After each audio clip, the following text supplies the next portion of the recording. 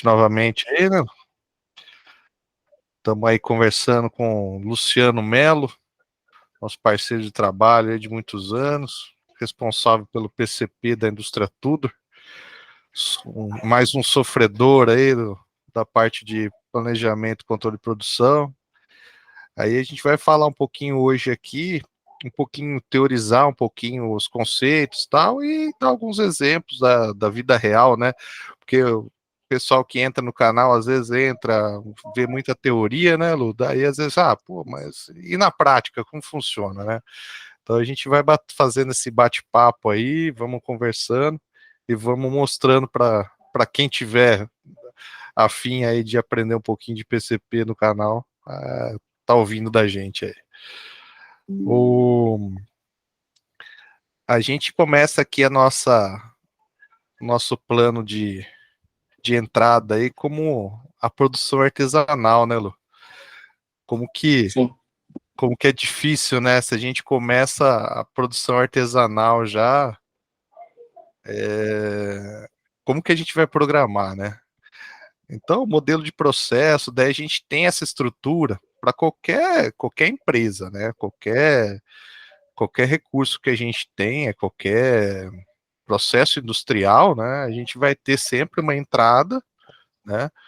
Que vão desde fazer a gestão desses recursos, o processo de transformação e lá na frente a saída, né? Isso basicamente a gente vai encontrar em qualquer tipo de empresa, né?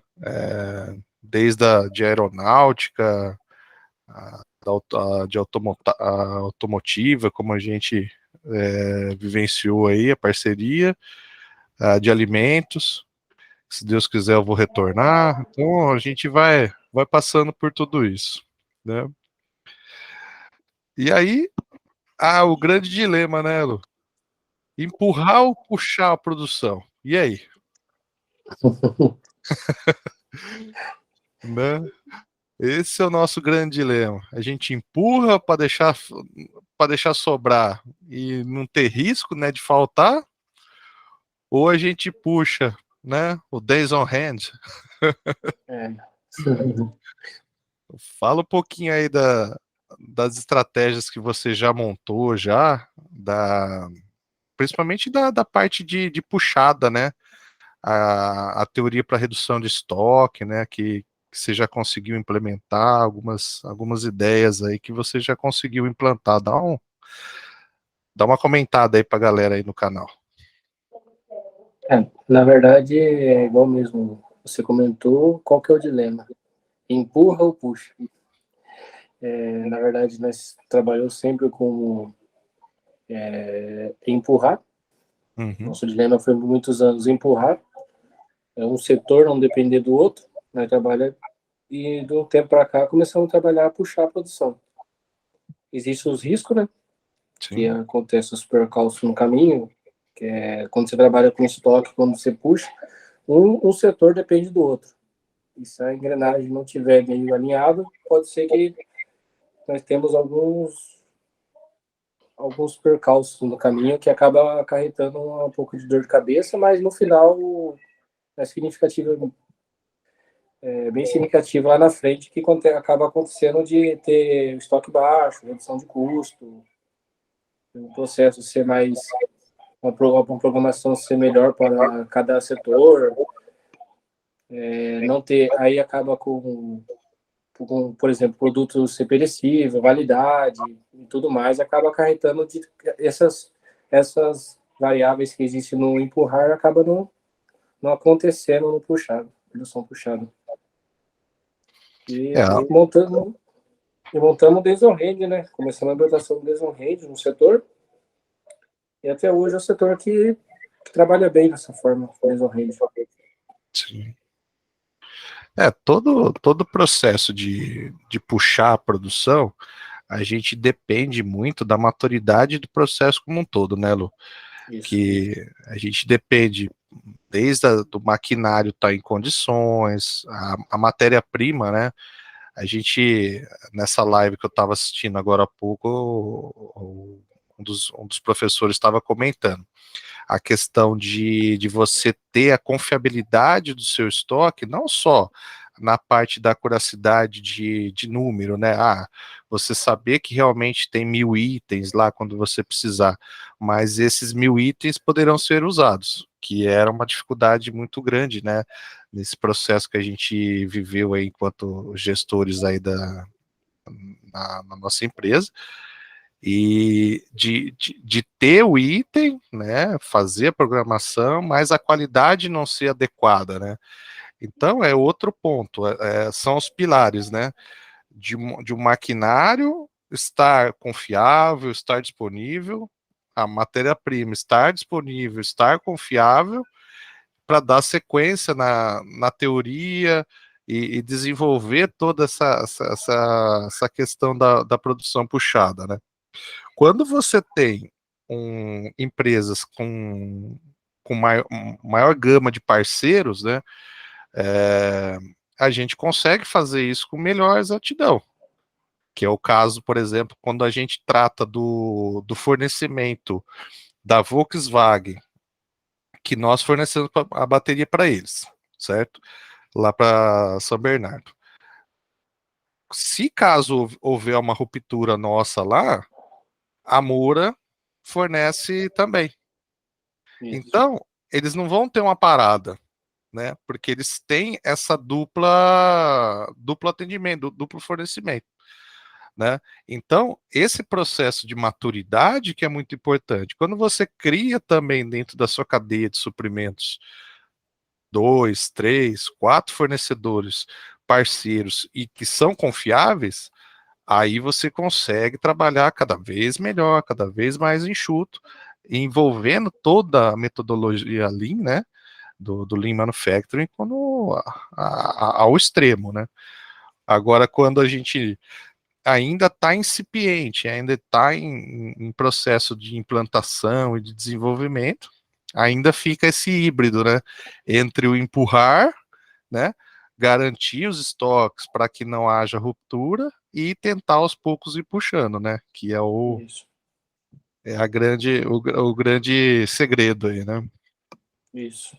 Aí entra também no caso, igual também nós já acompanhamos também os gargalos, né? O gargalo, Os sim. gargalos.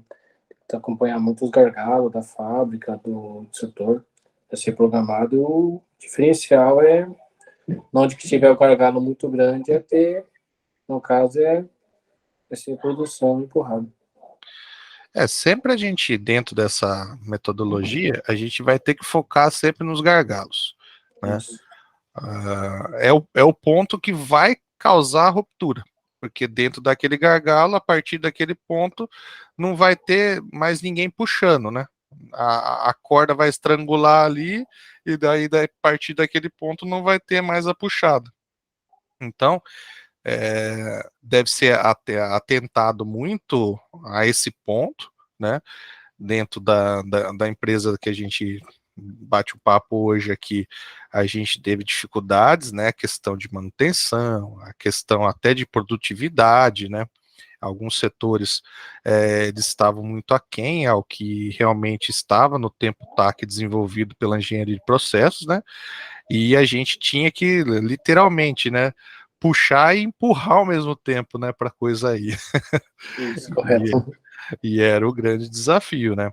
Para poder os tempos, né, de entrega serem compatíveis aos que realmente estavam sendo pleiteados pelo comercial, que é a grande, né, cartada aí, né, que a gente tem que agradar nós como operação, nós como gestores de planejamento, entregar, né, para o comercial da melhor forma possível. Mas também tem que pensar no custo, né?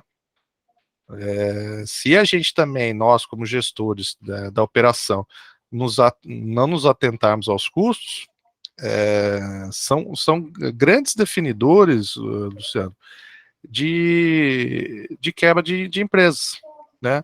Eu tenho participado de algumas, incipiente ainda, de algumas análises de algumas empresas de Goiânia, de algumas empresas aqui do interior de São Paulo, que elas têm sempre a mesma característica, né?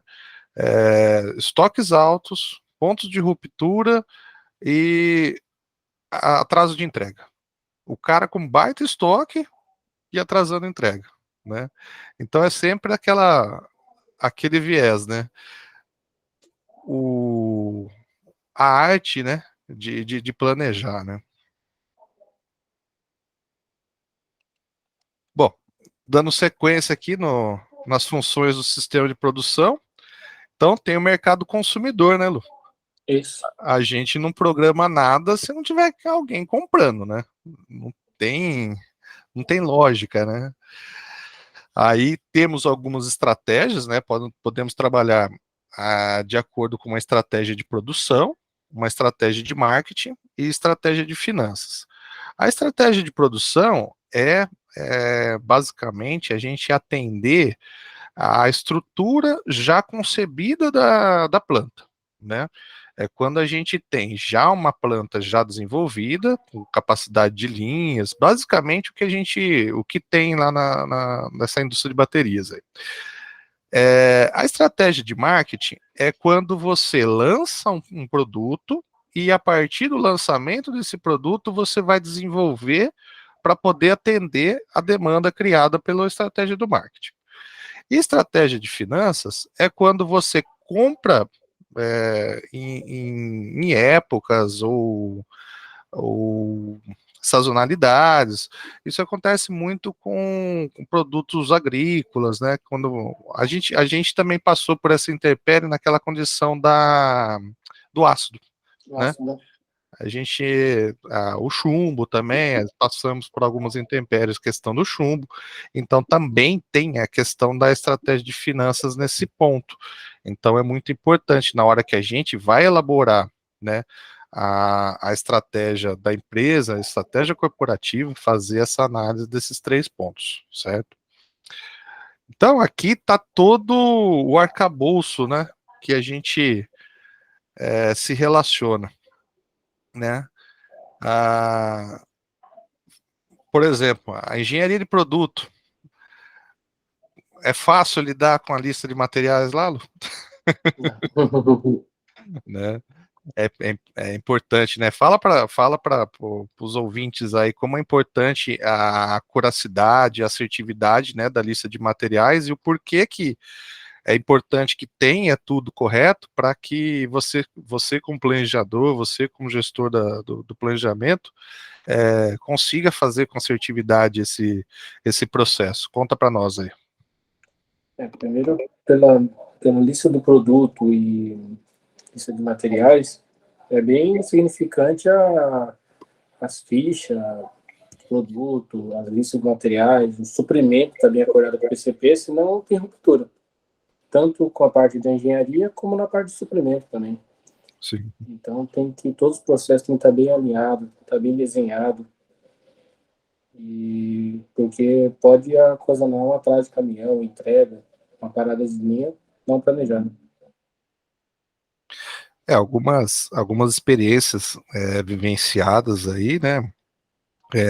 Contando aqui para vocês, ouvintes, de lista, por exemplo, uma lista de material desatualizada, a gente pode planejar o item, ou passar a solicitação de pedido para compra de material de um determinado componente, e esse componente já é obsoleto. Então, na hora que a gente pega e vai pôr para a linha de produção, né, e pôr para rodar a produção, esse material está obsoleto e a gente se depara com uma ruptura dentro dessa produção devido a esse descompasso entre as informações. Isso a gente viveu numa empresa que é até certo ponto grande. Agora, imagina numa empresa menor, onde a estrutura não é tão latente, tão desenvolvida quanto a que a gente viveu lá. Você já parou para imaginar como funciona todo esse planejamento? Né? Então, o desafio, cara, de PCP é cada vez mais importante a gente ter informações. A indústria 4.0 ela veio para auxiliar todos os programadores, os gestores de PCP. Por que isso? Nós, gestores de PCP, nós precisamos de informação, né, Lu? Isso. É isso. Nós vamos só analisar e pontuar o fazer a arte acontecer. Tomar decisão. A tomada de decisão. Isso é ponto fatídico. Nós vamos tomar a decisão. Nós vamos fazer através de informações coletadas de todos esses setores que a gente está vendo aqui em tela, né? Eles vão passar informações para que o PCP tome a decisão. Por exemplo, o marketing. Se o marketing passa um plano de vendas errôneo, né? O que acontece? A gente vai acabar produzindo além, vai ter superprodução, né? Se um pedido firme ele é cancelado, né, Lu? Ah, estamos lá com o pedido na linha de produção. Ah, foi cancelado esse item. O que eu faço agora? Né? Reaproveito o material para outro. Quando se trata de material que não dá para voltar, né, para a linha, fica difícil, né? A gente, né, tem bastante dificuldade de reaproveitamento, né? Então, como que a gente vai fazer isso?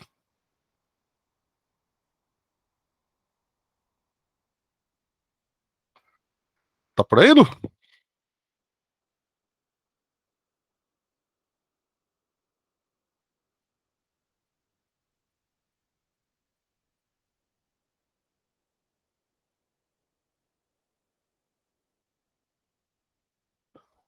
Você não.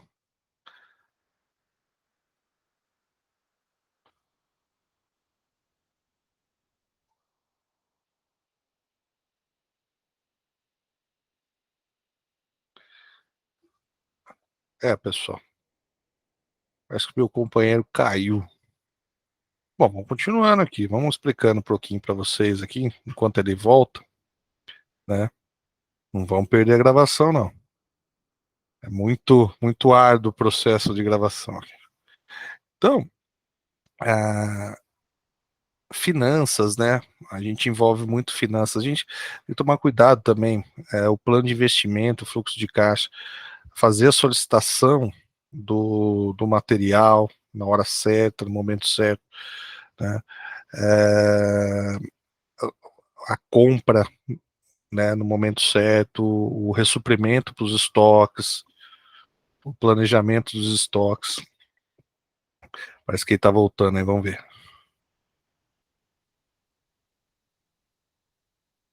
Luciano, Luciano,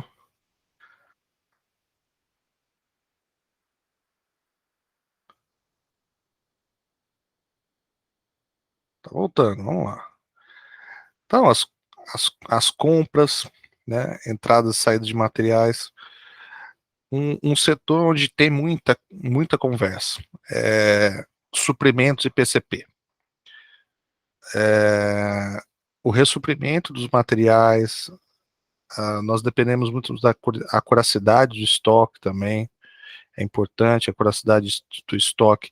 Quanto melhor for a acuracidade do estoque e a qualidade desse estoque, a gente fala de qualidade de estoque, uma avaliação que a gente pode fazer de o que é qualidade de estoque. A qualidade de estoque não é só a garantia de que aquele item tem na quantidade certa do que está sendo apontado, né, no sistema e no físico, mas também se aquele material pode ser usado ou não, né? Se aquele material está em condições de utilização ou não, também é muito importante a gente fazer essa adequação, o trabalho feito. Vamos lá, tá pintando a tela, vamos lá. Olho no lance,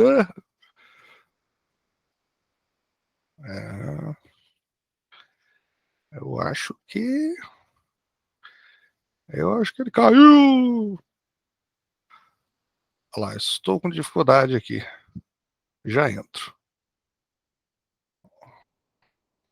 Vou responder para ele aqui.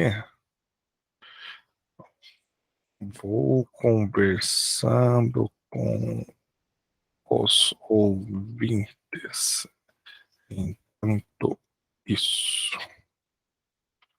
Isso.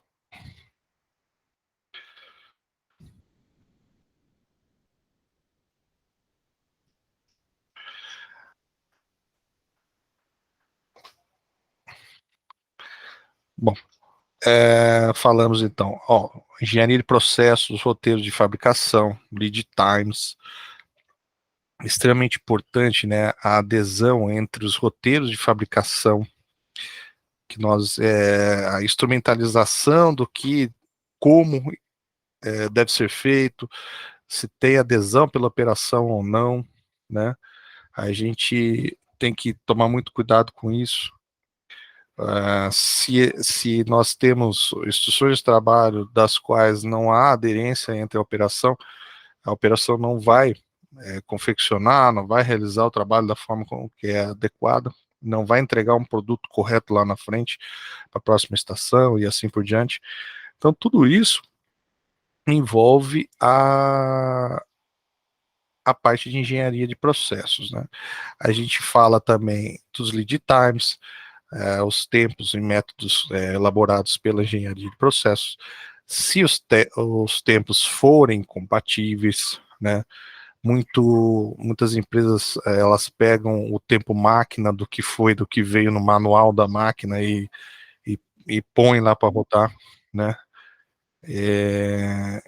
A gente tem muita dificuldade com isso depois de fazer acontecer realmente o que foi disponibilizado. A máquina nem sempre ela consegue adequar o que foi prescrito inicialmente, e outra, ela tem o tempo de uso, ela tem o desgaste, ela vai ficando obsoleta e ela não vai atender o mesmo tempo padrão, o mesmo tempo TAC inicial do qual ela foi registrada.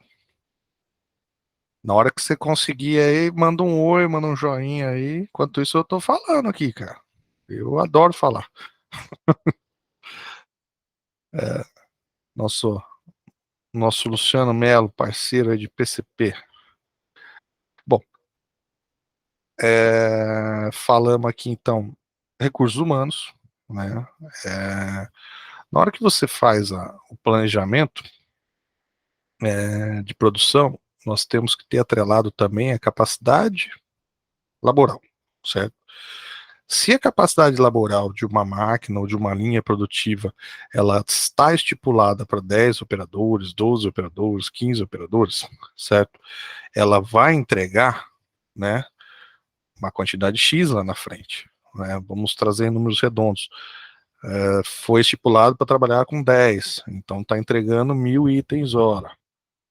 Se está trabalhando com 8, 7, é notório que vai entregar menos, né? Então, o PCP tem que estar informado, ele tem que estar sabendo. Para quê? Para ele fazer a reprogramação. Não tem como ele não fazer a reprogramação, não fazer ele tem que estar ciente de toda essa condição para que a informação chegue e ele consiga fazer a readaptação do sistema como um todo, certo? Então, esse é outro ponto extremamente importante, a conversa dos gestores responsáveis pelas equipes e os recursos humanos passar essa informação para a equipe de PCP. Nós temos dentro do planejamento da produção, nós temos um planejamento estratégico, né, que ele pode se dar. Aí, voltou, tá vendo? Tá me ouvindo aí? Pelo menos? Técnico. Ah lá. Não, mas eu tava. Não deixei a gravação cair, não, cara. Fui levando. Fui levando pra gente. Que é assim, ó. É... O, recu... o recurso gravar é tranquilo. Você põe pra gravar e vai gravando. Mas o recurso editar, cara, ele te toma um tempo danado. Então, Eu, quando põe pra gravar, eu deixo gravar e mando o jeito que tá, né? O ouvinte, o quem tá assistindo, que ele tem o mouse na mão, se ele não tá gostando do jeito, aquela parte lá, ele põe pra frente. Então eu não vou perder tempo em editar, não. Esse que é o mais importante. Então, Lu, pra gente tocar aqui o fio da meada, né? Fala um pouquinho aí da programação, da produção, a sua experiência, né? Como que você monta a programação? Existe uma programação mensal, uma programação diária, uma estratégia mensal? Como É, que, como que você monta tudo lá? primeiro, o passo da programação é saber as entradas, né? O passo inicial é a entrada. Os pedidos, em carteira, quando, como que está o mercado, como que está as vendas, quanto que nós tem de matéria-prima, quanto nós tem da própria dos funcionários, todos os recursos dentro da fábrica. Segundo passo que sai de todas essas informações que é coletada é o plano mestre. Através do plano mestre sai o planejamento diário. E que nós conversávamos sempre até quando era o make to order, né? Nós falava Não, isso, é o que eu preciso os pedidos firmes, que eu preciso ter, produzir, que eu preciso ter em estoque, que eu não preciso. E isso a base era essa. A mas base, a base do PCP é quando, quanto, é isso. Entrou um pedido, quanto? Quando vai entregar? que é o grande segredo, né, Lu? É o grande segredo. É o grande segredo.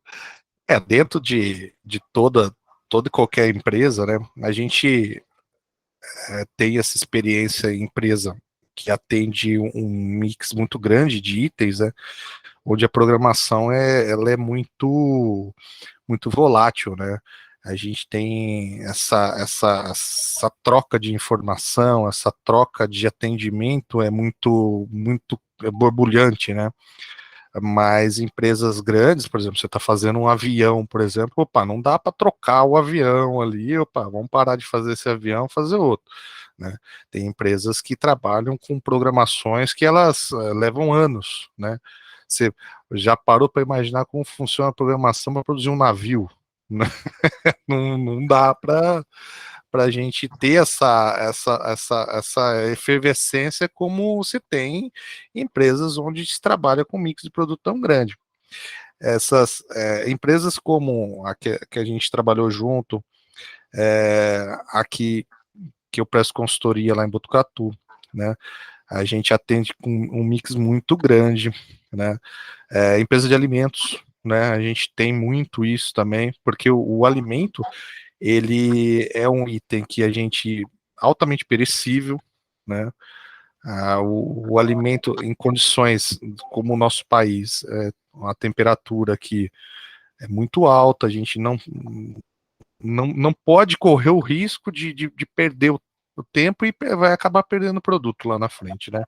Então, é, fazer certo, a quantidade certa. Então, é muito importante a informação, como você falou, né?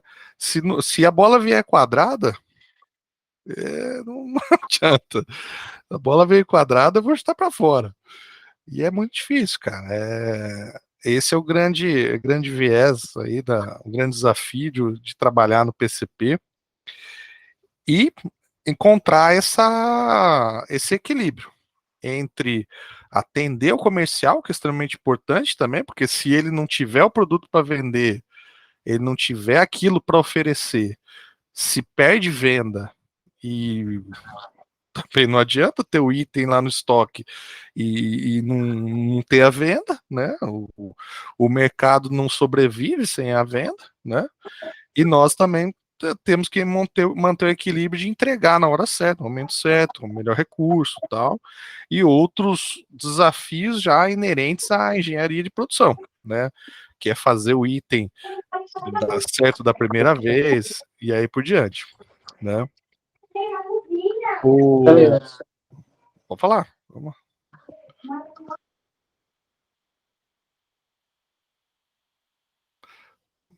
Criançada entrou aí? Bom, vamos. Nosso amigo precisou dar uma saidinha. Vamos falar um pouquinho aqui. Ordens de compra, o que que é? A partir do ponto que a gente delimita uma programação de produção, a gente, como o Luciano citou, a gente vai ver a necessidade do item a ser produzido, né? Se ele tem estoque de acabado, de semi-acabado ou matéria-prima, então vai ter análise e a verificação dos itens. A partir desse ponto, que foi checado as necessidades pontuais, vai passar para a área de suprimentos para comprar os itens necessários para elaborar aquela produção. Só que a gente não vai só fazer essa questão de, eu preciso de 100 para terminar. Não, isso não tem viabilidade econômica. A gente também tem que trabalhar com a viabilidade de logística, da entrega, ou mix econômico também do nosso fornecedor. Então, é muito complexa essa relação. A gente tem que fazer várias análises, várias ponderações dentro desse processo e tem que tomar muito cuidado. Que tudo que é gasto desnecessário, a empresa perde competitividade, né? Aí voltou. Estava falando, Lu, da questão como foi citado quando a gente faz a avaliação dos estoques de acordo com a necessidade de produção, mas a gente também tem que tomar muito cuidado na hora que vai passar para suprimentos fazer a compra, a gente não vai só pegar e falar para ele, falar, tô precisando de 100, traz 100, né? Por várias razões. A gente tem a perda no processo, tem a dificuldade, né, também da negociação de compra com os fornecedores. O fornecedor tem um pitch, tem um lote econômico também, onde ele também trabalha para uma subsistência também, não vai ficar, né, como era a grande dificuldade, ligava lá no nosso fornecedor de plástico lá e falava, pô, e aí, manda 10 só, tô precisando de 10. Não, cara, eu não vou pôr a minha máquina para rodar para fazer só 10, cara, vou pôr para rodar para fazer 1000. Meu lote econômico de produção é 1000. Não, mas eu só estou precisando de 10. Mas eu vou pôr para produzir 1000. Então começa toda aquela jogada do ganha-ganha. E aí, né, as empresas elas têm que ter essa parceria, tem que ter o entendimento que todos têm que perde de um lado, ganha do outro, para poder ter essa maleabilidade para que todos se entreguem o produto lá na frente, né? Ah, outro ponto que eu tinha comentado aqui, questão de a informação da questão de RH. Por exemplo, quando você recebe a informação no outro dia, né, que era o caso, produziu só 300 peças. Mas por que só produziu 300 se a linha tem capacidade para 1000? Porque faltou 5 cara, né, na época do Covid, lembra? Faltou 5 cara. Como é importante, né, também essa transmissão de informação, né, do recursos humanos também para o PCP, né? A questão da capacidade laboral, né, a capacidade das pessoas da máquina para entregarem um resultado, como é importante. Dá um toque para a gente as dificuldades que você tem também nessa questão da falta de informação, às vezes, ou dificuldade, às vezes, de fazer a maleabilidade, de fazer essa rearranjo, né, de ter que readequar as datas em virtude de alguma intempérie que você teve, de algum setor que faltou bastante, principalmente naquela época da pandemia que a gente passou bastante isso, né? Dá um, dá um esclarecimento aí pra gente. Como nós falamos no da aula, foi a parte do setor de a produção ser puxado.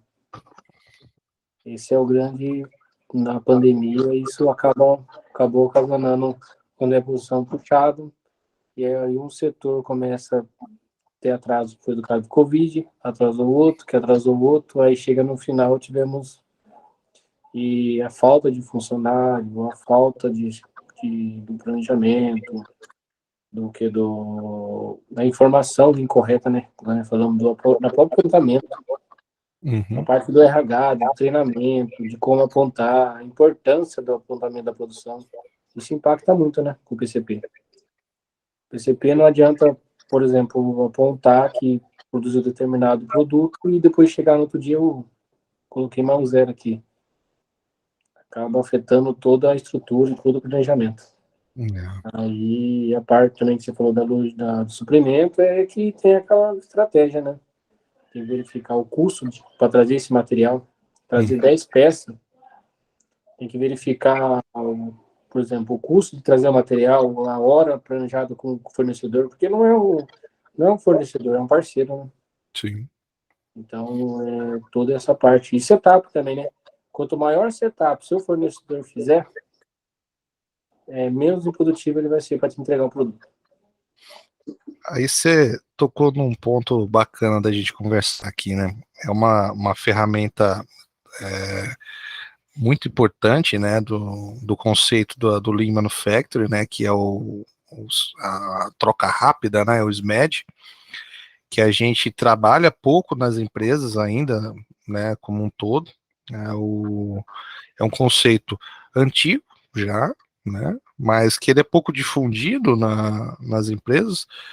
As empresas muitas vezes preferem fazer superproduções, né, do que trabalhar focado no desenvolvimento dos MED e nesse desenvolvimento de troca rápida, né, de ganhos de tempos e métodos para que a gente tenha a maleabilidade, né, de entrega, principalmente em empresas como que a gente trabalhou, que tem o perfil estratégico de uma gama de mix de atendimento, né?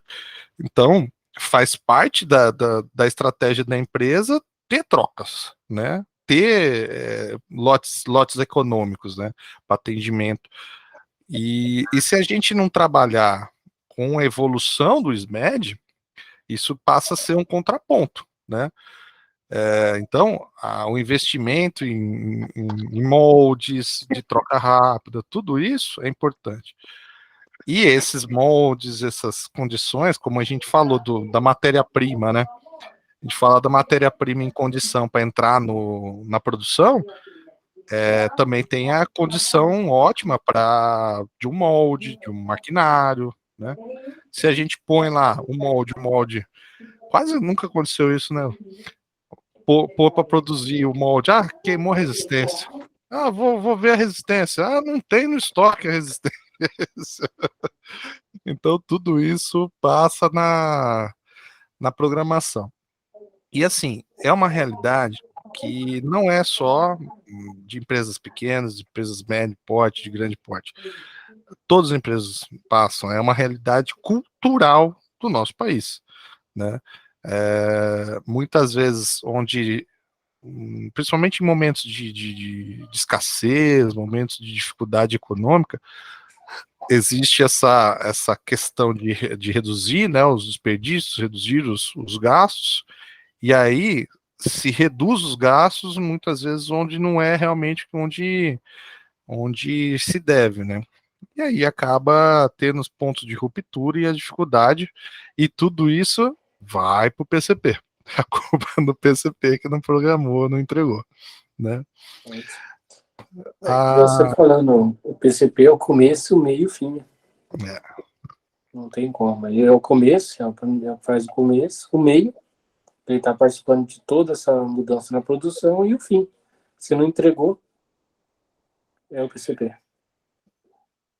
Tudo isso envolvendo.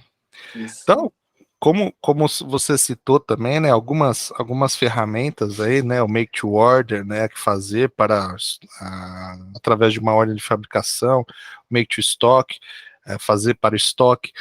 Então, tudo isso são ferramentas estratégicas, né, que a gente, quando tem um item, quando tem um tempo, né, de elaboração dentro da empresa grande, a gente tem que montar essa estratégia, montar os níveis, né, de estoque de segurança também, porque assim,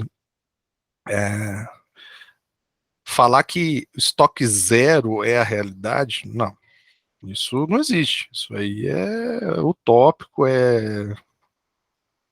né? Nem no Japão tem isso. Eu ainda sou muito descrente disso. Mas a gente tem que buscar o menor possível, né? E como que a gente busca o menor possível, né? Tendo assertividade em todos os processos, né? É o grande desafio. E, e o seu maior desafio que você teve aí nesses 3 anos já de PCP, Lu? Conta para nós, é. O maior desafio é alinhar todos os setores, né? Com a mesma filosofia de trabalho. Esse é o maior desafio do PCP. É fazer com que todos entrem numa mesma filosofia. É. Isso é por exemplo, não adianta um setor produtivo trabalhar com uma linha, implantar o outro setor, aí começa a ter as entradas nas linhas. E o outro setor, o outro desafio é o desonrende, né? Trabalhar com redução de estoques, entregas, né? Para a gente fazer redução de estoque é o que a gente começou falando. É maturidade não só da empresa, da cultura, mas é a maturidade do processo como um todo, né? Então todo mundo tem que estar envolvido para a gente conseguir reduzir estoque.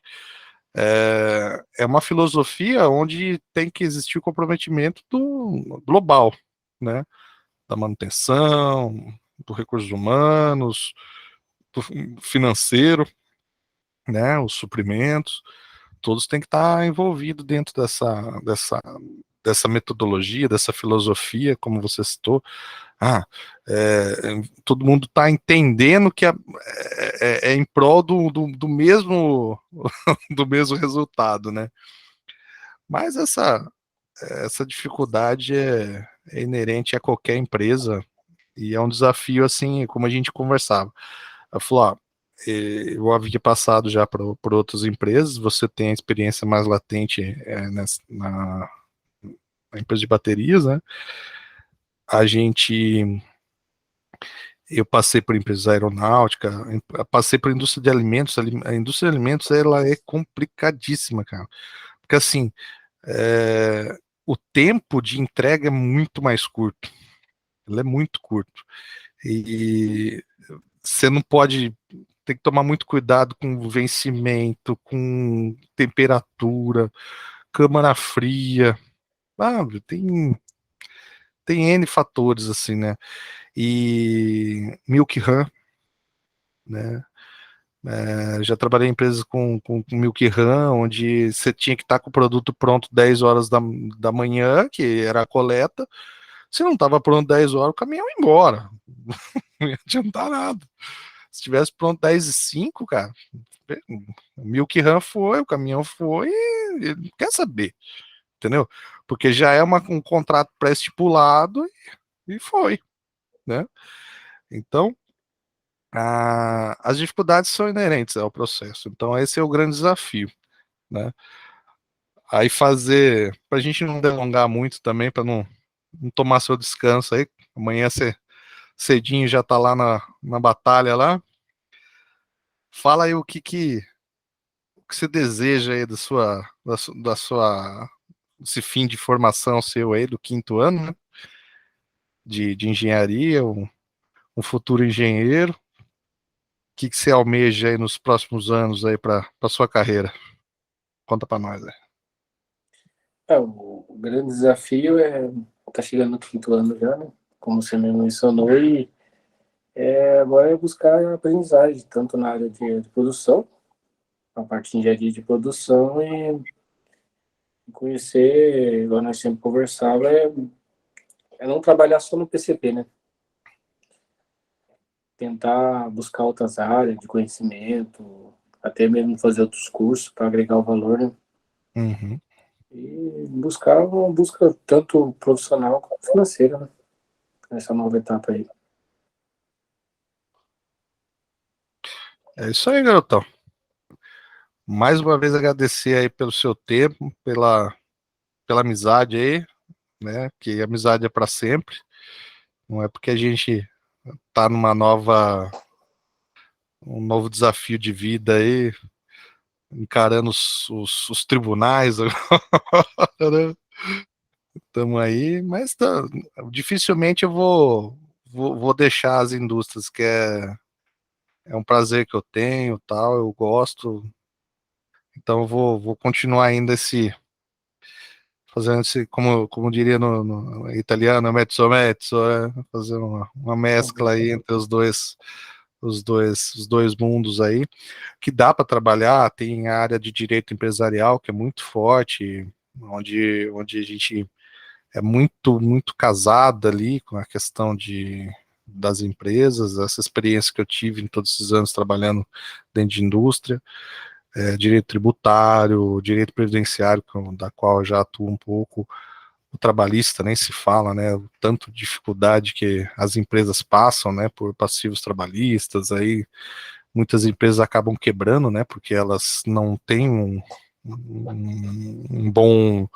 uma boa consultoria jurídica, né, ela acha que dá para fazer um jeitinho e tal, e depois acaba tendo bastante dificuldade. Então, vamos tocando aí. Mas, como falei, a amizade é para sempre e nós vamos tocando o barco. Beleza, amigão? Obrigado, pessoal. Tamo aí no canal. Não esquece de dar o like pra gente lá. Até mais.